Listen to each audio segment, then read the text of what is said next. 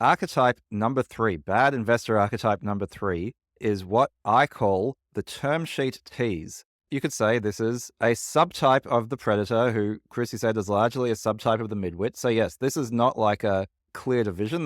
This is a messy Venn diagram. This is not a Mises list, right? Mutually exclusive, collectively exhaustive. That's right. I have Yes. never worked in management consulting. You can stick your Mises where the sun don't shine. This is my podcast, and we are talking about the term sheet tease. The reason I separate this out is both because it's common and because it's something that sometimes investors who know better should do. So, we've talked about predators as always being midwits. The ones who are trying to take huge amounts of equity and so on are really screwing themselves. But the term sheet tease is playing a slightly more sophisticated game, and it's a game of leverage. And so sometimes they can actually be smarter, but just a bit evil, right? Now, what the term sheet tease does is recognize that the longer it takes to close a deal, generally, the more leverage they as an investor have relative to the founder. Why is that? Why does a company raise capital? Because they need it, right? Sometimes they need it because they see a great market opportunity that they'd like to grow into.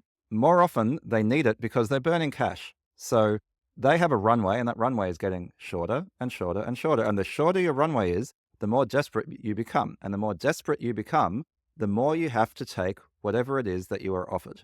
And so what the term sheet tease does is act really interested, slow play things though. It might just be a little bit longer. They say, oh, we just need our lawyers to draft this up.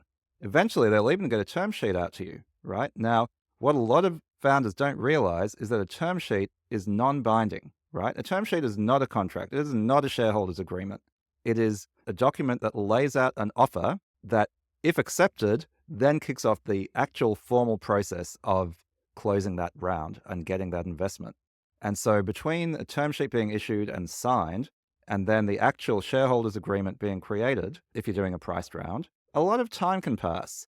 And for the VC, it's no big deal for all that time to pass. For the founder, it can become an incredibly big deal because you're watching the money in your bank account dwindle towards zero. Another pernicious thing about this is sometimes you've got investors who are purely evil who are doing this deliberately to gain leverage. Sometimes they're just being a little bit slack and lazy and not empathizing for the founder, but the result is the same, right? Which is that the startup is harmed, the founder gets unnecessary stress. Often they have to cut back on spending unnecessarily because they're not sure that their capital will last until the money is in the bank. But yeah, the ones who are doing it on purpose are doing it to extract leverage, to get perhaps a lower valuation, to get perhaps more controlling clauses, another board seat or something like that. So there are actually things that an investor might want, which will not necessarily poison the cap table, but that a founder may not want to have. And so this game is really nasty, and it's something you want to watch out for and just realize how much time can pass between getting a term sheet and the money landing in the bank,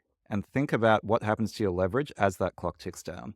So the term sheet tease, best case scenario, they lack empathy for founders. Worst case scenario, they're using it as a tactic to be predators, which is the second archetype, right? Which means they're midwits, which is the first archetype. So, they're trying to get more leverage so they can get a better deal, which, as we discussed in the predator section, is often bad for them in the first place. So the best VCs in the world understand that the best companies in the world have competitive offers.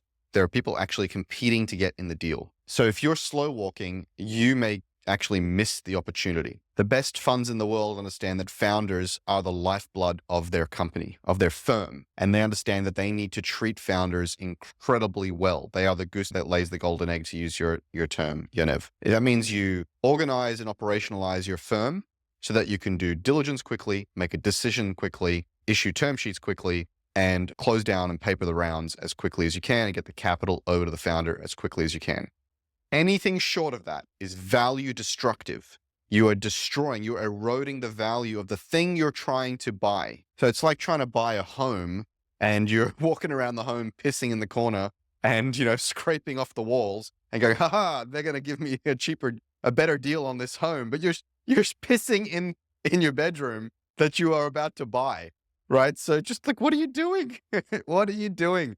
It's an asset, guys. It's an asset. You want to protect the asset and you want to protect the caretaker of that asset, which is the founder. Keep in mind what you're doing. One of our favorite sayings in this podcast is know the game you're playing. This is VCs not knowing the game they're playing. They're not knowing the asset they're buying and what will make that asset valuable.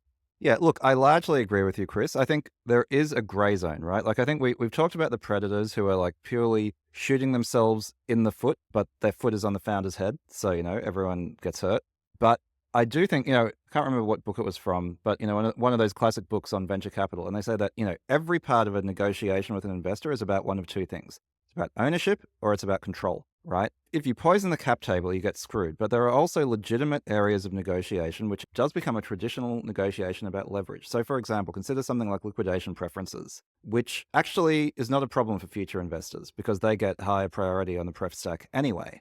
But the founders might not want liquidation preferences, especially, the sort of 2x, 3x ones that come in. But that's the sort of thing that an investor might push on them when the founder is getting desperate. And so I do think there can be investors who are both predatory at the margin, but also quite smart, non-midwit investors. So like I said, there's Venn diagrams, there's a lot of overlap within these things, but I do think it's not always the case that an investor acting in a predatory way is harming themselves. They might only be harming the founder, and that's simply unethical rather than stupid. Hey, you mean not in a predatory way, but a term sheet tease way, or both? Well, term sheet tease is a type of being predatory, right? But I think having negotiating leverage, there is a legitimate negotiation that happens, right? It's not simply the case.